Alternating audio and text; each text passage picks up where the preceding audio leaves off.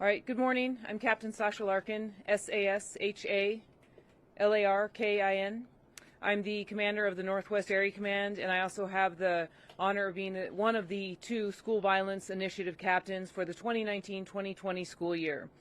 I've overseen this initiative for the last couple of years, and today I'm very happy and pleased to be joined by Superintendent Jesus Jara and Chief of Clark County School District Police Department, Chief Ketza, and also I'm joined by the Associate Vice President and Director of Police Services, Adam Garcia of the University of Nevada, Las Vegas Police Services.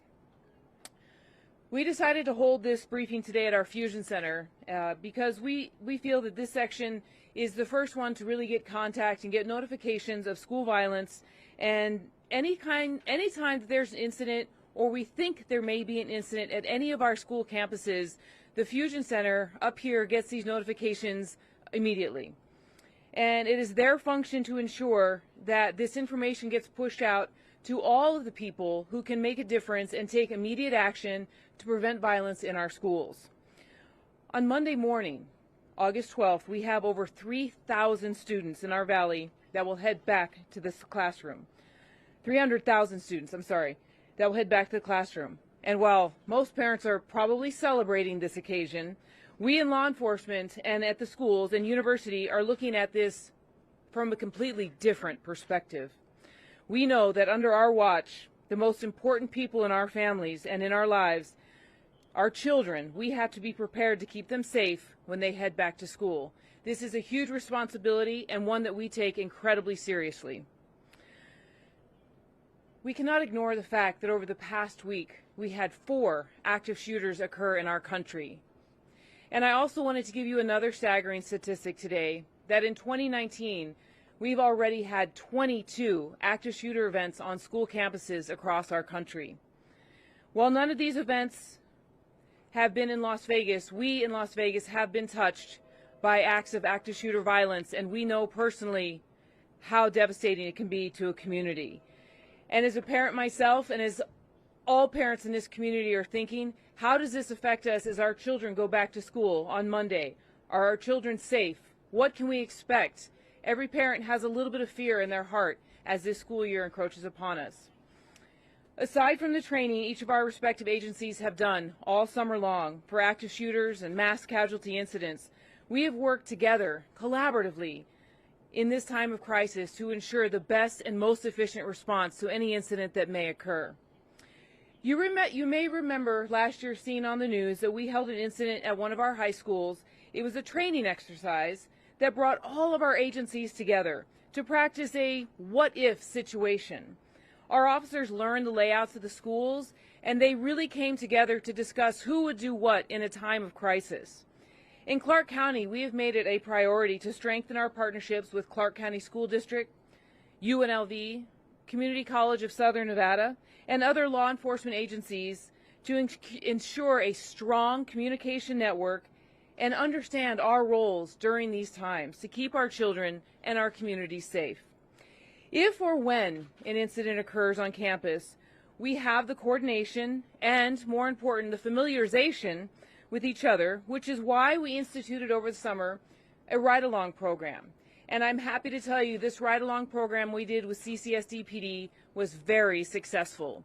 We had them partnered up in our police cars. They came out and rode full shifts and really got to develop relationships with other police officers.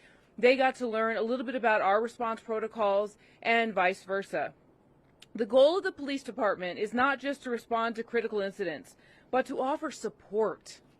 And really with the officers working on campus and to help those officers identify problems and, more importantly, intervene before they become a significant occurrence. As you've seen in the past, students identified as making threats to our campuses or other students, or maybe even students identified or thought to be carrying out an attack, were removed from schools immediately, either through the suspension process or through expulsion, and in some cases, arrests. This is something that the schools and the police departments take very seriously. Remember, our schools should be a place of learning, of education, plain and simple. No student or family should feel fear when their child goes to school. And honestly, We refuse to accept that mass shootings are just part of our culture now. Absolutely, we refuse to accept that. Mass shootings cannot just be something we accept. We can't just say that it's something that we are growing up with in this generation. We all have a role to take and a stand to take that this does not become our new normal. To parents, I say, be a parent. Know your children. Know what they're doing. Know who they're communicating with. Know who their social media accounts are. After all, you most likely pay for those. You pay for those cell phones, and you pay for the internet that it needs in order to be active. If your child has an ongoing beef with another student, either live or virtually online, you need to take an active role in that as well, because it's these beefs that quickly escalate into shootings and some instances, mass killings. Every LVMPD area command has specific schools in their area that they're responsible for, and they all have taken an active role in knowing the layout of these schools, knowing the principals of these schools, and knowing the Clark County School District police officers that serve those schools. I will tell you firsthand that all of the area commands have these relationships in place and have taken it very seriously over the last year. Something else I think you'll be excited to hear that we're very proud to tell you today is the LVMPD and the ATF Gun Crimes Intelligence Center Task Force has partnered with the Clark County School District Police Department to combat gun violence on school campuses. And for the 2019-2020 school year, detectives and agents from the Federal Task Force will respond to all firearms located or recovered on school grounds. This partnership is intended to enhance the school violence initiative by providing immediate and complete thorough follow-up investigations into firearms and any person found carrying a firearm on school campus. We want you to see firsthand just how seriously we take these crimes. We want this to be a really good, safe school year, as I know all of you do. We do not take the attitude of this new normal when it comes to violence that we've seen around the country. As I told you before, this is not acceptable. We will not stand for school violence being normal. And I know that I speak for my department when I tell you that the same goes for the LVMPD. We are committed to preventing violence on our streets and violence in our schools, and we wish you all a very happy and safe school year as we go forward. Sir? Thank you. Thank you, Captain. Well, good morning. In a short few days, Monday, August 12th, we will be welcoming 321,000 children into our campuses. In light of the horrific and tragic events that occurred in Ohio and Texas this past weekend, our security team, along with all our partners, not only Metro, North Las Vegas, City of Henderson, City of Las Vegas, UNLV, and all the other agencies across this valley, we will ensure that our campuses are safe starting day one and for the remaining 179 days following the opening of school. I have directed each principal to make sure that safety and our security is in their top priority, as it always has been and always continue to be.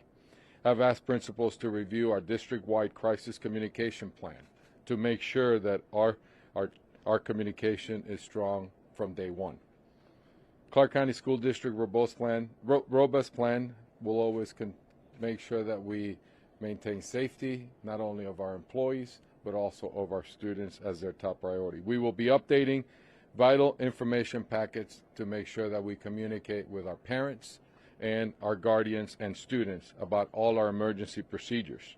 We will make sure that all teachers are properly trained in case of emergency management situations at each school site, so we understand our ramifications and what we need to do to make sure that our children are safe.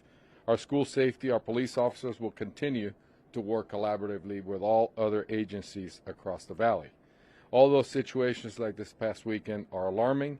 Embedded in our overall school safety plan are formal routine for us, as we will continue to review throughout this school year.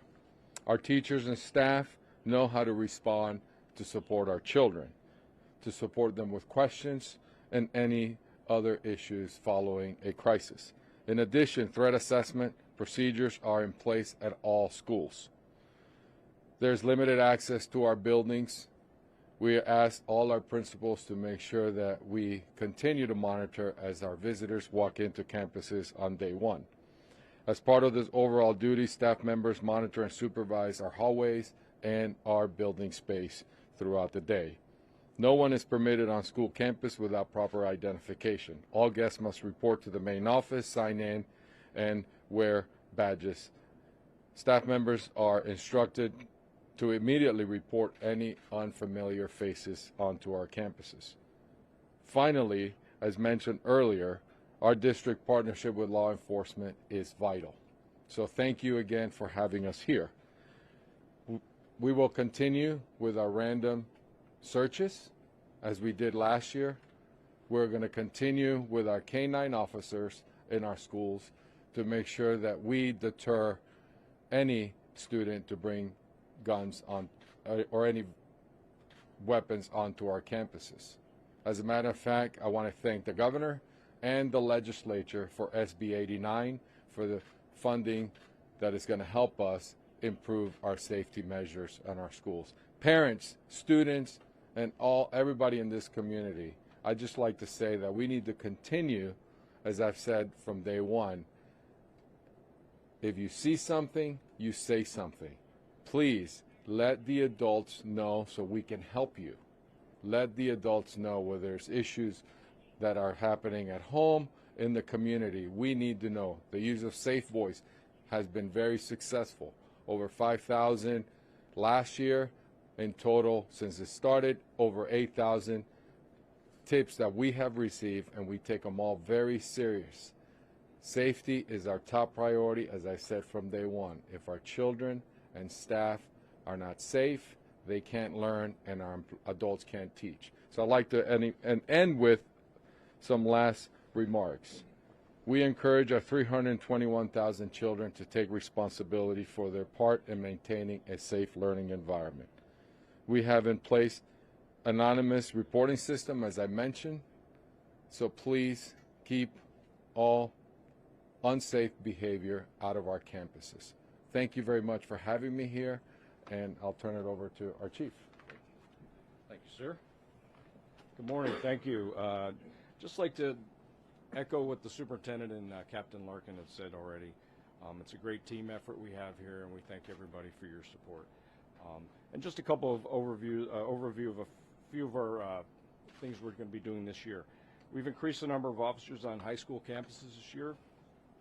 We will hope to expand our K-9 team to eight total, 4 additional. Like Superintendent Jara said, the random searches will continue. We will have 2 K-9 classroom sniffs every day at school. And our traffic motor units will continue to patrol around schools for safety violations in our school zones. And again, over the summer, we trained very vigorously with all our agencies, multi-jurisdictional, for MACTAC, active assailant, active shooter training. Also along with fire and EMS, we did all that too. All of our officers, school police officers, are trained in active assailant. So every officer is trained. We all have safety equipment and the appropriate response tools that we need if needed. We also are trained in Stop the Bleed, and again, Safe Voice, and we use the Harbor as a diversionary program for our kids in school that don't need to get into the juvenile justice system. So again, we partnered over the summer with Las Vegas Metro on patrol, getting to know the areas and them getting to know our areas and our schools. We also worked with the Metro Gang Unit over the summer, and that proved to be very successful. Let's see, we share information every day. We work very closely with the School Violence Initiative. We're partners up here, and again, we hope to have a safe school year, and thank you, and ask for your support. Thank you. Director Garcia. Thank you, Chief. I think most of what I was going to say has been said, but let me tell you that I cannot underscore the fact of the relationship that we have built, a strong and robust relationship with Metro, with the Clark County School District, or other state, local, and federal partners in accomplishing the goals that we need to accomplish. On August 26th, we will be welcoming back about 85,000 students, faculty, and staff to the 4 institutions under the Nevada System of Higher Education in Southern Nevada. Along with those 85,000 students, faculty, and staff are an additional 1,100 on-campus students who will live in the new residential halls that have been built on campus. We have undertaken a very massive and robust process in enhancing safety for our campuses across Southern Nevada. We are adding 2 additional canine dogs to our department. We have invested $3.8 million in new funding for an additional 100 cameras at the main campus at UNLV. We've invested $500,000 for a new dispatch center, which will include CSN, UNLV, Nevada State College, and the Desert Research Institute. So we're continuing to build and grow upon the safety platforms that are in place now and enhancing what we have as well. As has been said, we rely on our community to help us see something, say something. We encourage our folks to use the Rebel Safe app to make anonymous calls into our dispatch center to give us an opportunity to recognize what's going on in our community. So, having said that, thank you very much, and Captain Larkin, thank you, Metro, for inviting us to this conference. Thank you, Chief. So in closing, thank you for coming today. Listen, parents and community, as kids go back to school, they will have a variety of things that they require. They're going to have pencils and notebooks and all the things that go in a backpack. But parents, please take the opportunity to look at what else is in a backpack, because there's some things that should never, ever go to school with your child. So please take an active role in knowing what's in your child's backpack and what can never be in their backpack. Thank you very much for your time today, and we'd be happy to take any questions you have. You mentioned over the summer you did some ride-alongs, including with the gang unit with Metro. I know that there is grant money likely coming in to begin on October 1st, federal funding. How are you trying to prevent gangs in schools this year?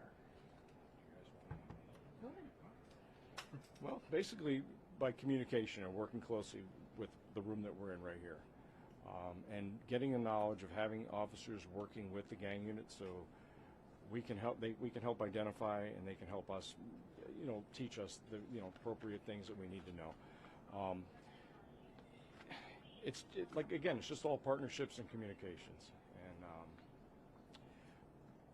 and gangs are somewhat of a problem. I don't think it's an overwhelming problem, but it is a problem. But we really welcome the resources and the ability to do that. And we still have an officer that will be full-time with the Metropolitan Police Gang Unit this year. So. How is this room instrumental to your efforts? Oh, that's a great question, and it's actually the one we were hoping you guys would ask. Listen, this room has been really built up over the last couple of years. It's become something that it's now based on technology. It's based on real-time crime information. We have the ability now to get information off of a call or off of a camera. The Strip, the lifeline of our community. We're able to see things as they're happening and get law enforcement to those locations immediately. This room is really instrumental in sharing that information, not just among Metro, but we have North Las Vegas and Henderson and school police. We have all of our partners here together, so it's real-time crime information sharing. With the visibility now and technology evolving at such a rapid pace, we're able to use all of that to help us solve these crimes and prevent attacks before they happen. Can you share more details about the partnership with the ATF? Are they going to be involved every time a gun is found on campus, or what center? Sure. So it's a task force, meaning so it's a collaboration of Metro employees. Of Metro employees and the ATF. We just found that with guns, there's just the importance of immediate follow-up, right? Of finding out where they come from, tracing them back. Have they been used in the commission of another crime? Are they linked to anything else? And having those federal plus local resources together on one team gives us so many more advantages. And with the ability now to test firearms for prior shootings and different things, that's why we put them there to come out. Because where are the students getting these guns, right? Are they getting them illegally on the streets? Are they stealing them from their families? Or are they stolen out of other home burglaries? So that's why that immediate follow-up is so necessary. I know that you guys were talking about mental health professionals on campus, and this kind of correlated with SB, I think it was 555. Is there still a plan to implement professionals after certain incidents like this? So it's a great question. Actually, that's one of our priorities as well. There's really, when you look at in the work that we've been doing around refocusing our efforts in suspension and expulsion, and then really providing our children with the support they need with mental health. So yes, as we're looking at the funding, part of the safety grant actually is also to add more social workers, more school psychologists. That is the key, because our effort is to make sure that our kids are safe, and also make sure that we provide that support when they need in the intervention. And Chief Ketsa also talked about the harbor. That is also a very critical part of our entire organization as well. What interventions? We know putting a kid in jail is not the answer, but we have to provide that support for that kid, for that family, and I think the harbor is also a great way to look at how we provide that, address a root cause. The other piece that I failed to mention in my remarks was also we're also adopting a new district code of conduct that is going to be consistent across the entire school system, where we're going to hold the the students accountable for adult decisions, but then also provide interventions. And I think that is also something that is going to help us make sure that our kids are safe in school. You mentioned about parents and transparency. So when schools go on lockdown, a lot of times it's students immediately texting their parents and they don't know what's going on. So how are you going to try to make the flow of information more rapidly available so parents aren't freaking out and then they're calling us trying to figure out what's going on? How are you going to make sure that well, I think the collaboration that you see here from and I'll ask the Chief Ketsa to try to get ahead of it as well, and talk about some of the things that he's doing from the police department, but from a school's perspective, our number one priority is really to make sure that our kids are safe. So whatever happens, and sometimes when we go in lockdowns, it's some things that are happening outside in the community. Again, so how do we keep our kids safe in school and still learning? Unfortunately, we're dealing in a social media world that kids start communicating and calling home. I would ask the parents to please contact the school. Contact the school first before the news, because we probably have more information because we're trying to deal with the information and the situation. Before we go out and say something publicly, we have to assess what's going on to make sure that our kids are safe. So I'll ask the chief and some of the protocol that he has and make sure that his coordination of his efforts. So thank you. Yeah, we have numerous systems and procedures in place. We have a system that calls all of our officers, calls key leaders in the school district, calls law enforcement, so we're all communicating immediately. That's on our end. We're going to do some training, continue to do training with the district leaders on the appropriate responses to emergencies and different the procedures. Everybody has to have a different job, and so we do have a lot of those in place. We have some other programs. I'm trying to think what they are right now, but we have very good communication. And again, with this real time, this is not so long ago. We didn't have this. We missed a lot of things. And when I say we missed it all. Things would happen in the community and they would roll over into the schools, and things would happen in the schools and they would roll over into the community and nobody knew about it, and they all intertwined somewhere. But now with this incredible connection we have, things are really changing very quickly. But we have protocols, like I said, we have systems that call and dial people and notify people and give alerts, as well as, with our emergency managers and the hard lockdowns, soft lockdowns, and those type of protocols. And also, most jurisdictions now are implementing body-worn cameras. Where are CCSD police with that? Actually, we've had body-worn cameras for about at least 4 years. We were probably the only department to be fully mobilized with body cameras. We're now, since SB 89, we're now included in the legislation as an agency that is mandated to wear those. We never were before, but we did it on our own because we thought it was so important. What better way to document your interaction with students and kids, but even with the parents and the public that we come across. So we've been doing this for quite a while, and now we are actually eligible now to also be able to obtain some funding. Hopefully, it's in there in the statute to be able to upgrade and continue our program, because it's not cheap. You guys had the gun safety advisory board in place last year, and that's how we were able to know that 34 guns, I believe, was the last number that were confiscated. Is there still a plan in place to have that for this year? And I know that you guys also wanted, with the safety board, to include cameras. Is that in place with any of the bills that passed? I'm sorry. So it's kind of like two questions. Are you guys also still going to continue continue this gun safety advisory Well, board? the superintendent's school safety advisory committee is going to continue. That was one of the things we wanted to do when we kind of concluded it, was make sure that we continued it, that it didn't just go to the wayside and these are recommendations and then in 2 or 3 years, we start this up again. This is something that's going to continue. We have meetings, we have some coming up after the start of the school year. So that will continue as far as, we're concerned. And the other question was about cameras? Yeah, so part of the safety board, I know that even this morning when I was looking it up, was to add more cameras to schools. Well, yeah, part of that funding in that is for infrastructure, social workers, counselors, psychologists, and police officers. There's also in there for the infrastructure. Part of the caveat to the infrastructure is that each facility has to have an assessment, a safety assessment. So we're in the process right now of trying to get every single facility in the school district a safety assessment first, and then once they have that, that's their baseline, and then they can request some of that funding to upgrade camera systems, possible single point of entries, whatever it is, fencing, whatever's appropriate for that campus. Some campuses have new camera systems, some have older systems. So.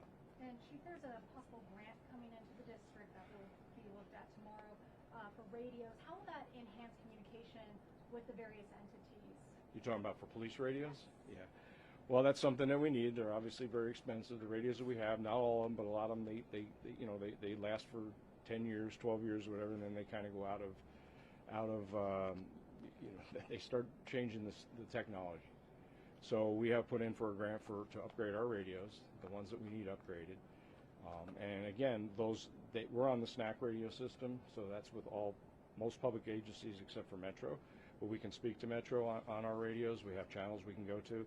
But these will obviously definitely enhance, that program and the ability to communicate back and forth with the new radios. We'll take one more question. Can you give us an idea of the crime this past summer in the Valley and how that might have compared to previous summers, whether it was up or down, particularly in terms of juveniles too, if you have that? So you're talking valley-wide, or are you asking me for specific Northwest crime? Preferably Valley-wide, but if you just So the good news is crime is down. Homicides